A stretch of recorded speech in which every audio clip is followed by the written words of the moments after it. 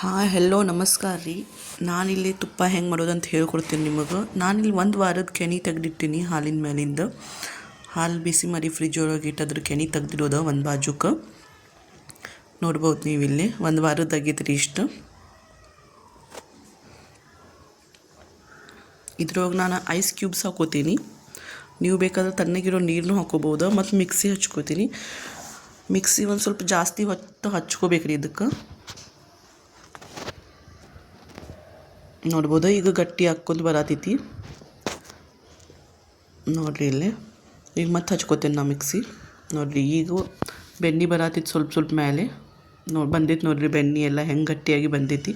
ಮೊಸರೆಲ್ಲ ಕೆಳಗೆ ಉಳ್ಕೊಂಡಿರ್ತೈತಿ, ಬೆಣ್ಣೆ ಎಲ್ಲ ಮೇಲೆ ಬಂದಿರ್ತೈತಿ ರೀ.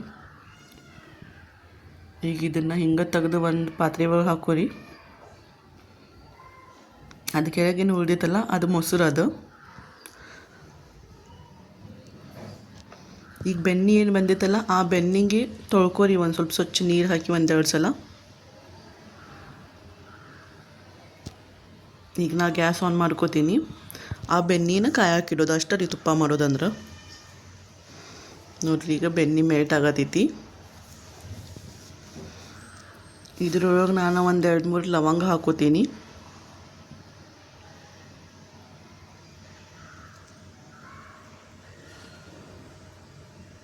ನೋಡಿರಿ ಬೆಣ್ಣೆ ಮೆಲ್ಟ್ ಆಗತೈತಿ, ಎಲ್ಲ ಬಬ್ಬಲ್ ಬರತ್ತಾವ ಮೇಲೆ.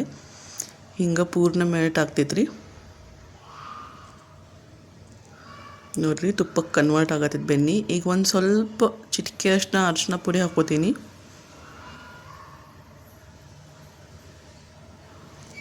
ಅರಿಶಿನ ಪುಡಿಗೆ ರೋಗ ನಿರೋಧಕ ಶಕ್ತಿ ಭಾಳ ಇರ್ತೈತ್ರಿ. ಎಲ್ಲದ್ರೊಳಗೂ ಒಂದು ಸ್ವಲ್ಪ ಯೂಸ್ ಮಾಡ್ಬೇಕು. ಮತ್ತು ತುಪ್ಪಕ್ಕೆ ಕಲರ್ ಭಾಳ ಚಂದ ಬರ್ತೈತ್ರಿ ಅದರಿಂದ. ನೋಡಿರಿ ಇಲ್ಲಿ ನಮ್ಮ ತುಪ್ಪ ಹೆಂಗೆ ರೆಡಿ ಆಗತೈತಿ. ಇಲ್ಲಿ ತುಪ್ಪ ಆಲ್ಮೋಸ್ಟ್ ರೆಡಿ ಆಗೈತೆ ರೀ. ಇನ್ನೊಂದು 2 ನಿಮಿಷ ಬಿಟ್ಟು ನಾನು ಗ್ಯಾಸ್ ಆಫ್ ಮಾಡ್ಕೋತೀನಿ. ಇದನ್ನು ತಣ್ಣಗೆ ಆಗಕ್ಕೆ ಬಿಟ್ಟಿರ್ತೀನಿ ರೀ. ತಣ್ಣಗಾದ್ಮೇಲೆ ಸೋಸ್ಕೋತೀನಿ. ಸೋಸ್ಕೊಂಡು ಒಂದು ಪಾತ್ರೆ ಒಳಗೆ ತೆಗೆದಿಟ್ಕೊಳ್ಳೋದು ರೀ. ನೀವು ನೋಡ್ಬೋದು ಹೆಂಗೆ ಬಂದಿತ್ತು ಅಂತ ಹೇಳಿ ತುಪ್ಪ. Thanks for watching.